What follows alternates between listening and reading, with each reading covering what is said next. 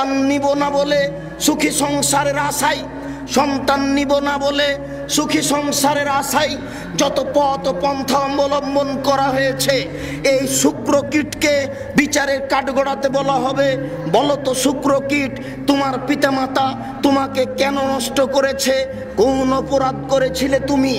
যেই বাচ্চাকে জীবিত মাটিতে পুঁতে দেওয়া হয়েছে, সেই বাচ্চাকে বিচারের কাঠগড়াতে জিজ্ঞাসা করা হবে, বলো তো বাচ্চা, তোমার পিতামাতা তোমাকে কোন অপরাধে মাটিতে পুঁতে দিয়েছে? এটা বাস্তব। এক সময় মানুষ তার মেয়েকে মাটিতে পুঁতে দিত। তাই আল্লাহ তাআলা বলেন, وَإِذَا بُشِّرَ أَحَدُهُم بِالْأُنثَىٰ ظَلَّ وَجْهُهُ مُسْوَدًّا وَهُوَ كَظِيمٌ يَتَوَارَىٰ مِنَ الْقَوْمِ مِنْ سُوءِ مَا بُشِّرَ بِهِ أَيُمْسِكُهُ عَلَىٰ هُونٍ أَمْ يَدُسُّهُ فِي التُّرَابِ। যেদিন পিতাকে বলা হতো তোমার মেয়ে সন্তান জন্ম নিয়েছে, বলার সাথে সাথে পিতার মুখখান কালো হয়ে যেত। সে চিন্তা করত কি করি, মানুষ সমাজে যেত না, লুকিয়ে থাকতো, লজ্জা করত যে মেয়ে যদি রেখে দিই অপমান সুনিশ্চিত, মেয়ে যদি রেখে দিই অপমান সুনিশ্চিত, বড় হবে বের হয়ে যাবে, আমাকে অপমান হতে হবে, অনেক ঝামেলা আমার উপরে চেপে আসবে, আর যদি মাটিতে পুঁতে দিই তাহলে বালাই চলে গেল। মানুষ মেয়েদেরকে মাটিতে পুঁতে দিত, মূল্যায়ন করত না।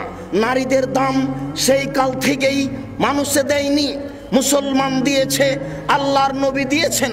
হিন্দুরা আজও নারীদের দাম দেয় না। হিন্দু মেয়েরা বিবাহের পরে পিতার জমি আজকেও পায় না। সেই কালে মানুষ মেয়েদের দাম দিত না, এই কালে হিন্দুরা মেয়েদের দাম দেয় না। ইহুদি খ্রিস্টান কোনোদিনই নারীদের দাম দেয়নি, আজও দেয় না। যদি কোনো ইহুদি মেয়ের, যদি কোনো খ্রিস্টান মেয়ের ঋতু হয়, তাহলে তার স্বামীরা বলে, ছি ছি ছি, তুমি পচে গেছো, তুমি বাড়ির পিছন দিকে থাকো, তুমি বিছনায় স্পর্শ করো না, তুমি পাতিল স্পর্শ করো না, তুমি প্লেট স্পর্শ করো না। তাহলে তারা নারীদেরকে ঘৃণা করে, হিন্দু নারীদের ঘৃণা করে, ইহুদি নারীদের ঘৃণা করে, খ্রিস্টান নারীদের ঘৃণা করে। আর অতীতের লোকেরা নারীকে জীবিত মাটিতে পুঁতে দিত। পক্ষান্তরে নবী করিম সাল্লাল্লাহু আলাইহি সাল্লাম নারীদের মান দিয়েছেন। দেখুন, আয়েশা রাদিয়াল্লাহু তাআলা আনহা বলছেন যে আল্লাহর নবী আমার উরু, আমার রানের উপরে মাথা রেখে কোরআন তেলাওয়াত করছেন, তখন আমি ঋতুবতী।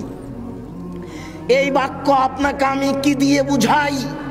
ইহুদি খ্রিস্টান বলছে ঋতু হলে ও নাপাক হয়ে গেছে, ওকে বাড়ির বাইরে রেখে আসতে হবে, ও পচে গেছে, ও নষ্ট হয়ে গেছে। আর আয়েশা রাদিয়াল্লাহু তাআলা বলছেন যে আল্লাহর নবী আমার উরু রানের উপরে মাথা রেখে কোরআন তেলাওয়াত করেন, তখন আমি ঋতুবতী। আয়েশা রাদিয়াল্লাহু তাআলা বলেন যে আমি গিলাসে পানি পান করে কিছু পানি রেখেছি, নবীর হাতে দিয়েছি, তিনি গিলাসটা নিয়ে ফাওয়াজা ফাহু ফিমোজে ফিয়ে, যেখানে আমি মুখ লাগিয়ে পানি পান করেছি সেখানে তিনি মুখ লাগিয়ে পানি পান করেন, তখন আমি ঋতুবতী। আয়েশা রাদিয়াল্লাহু তাআলা আনহা বলেন এখন গোশতের টুকরা মুখে নিয়ে ছিঁড়ে খেয়ে নবীর হাতে দিয়েছি, আল্লাহর নবী গোশতের টুকরার ওখানে মুখ লাগিয়েছেন যেখানে আমি মুখ লাগিয়ে গোশত ছিঁড়ে খেয়েছি, তখন আমি ঋতুবতী। দেখেন তো আল্লাহর নবী নারীদের কত দাম দিয়েছে। এই বোকা শ্রেণীর 3 নাম্বার মহিলারা বলছে যে সম অধিকার দিতে হবে, ইসলাম আমাদের মূল্যায়ন করেন।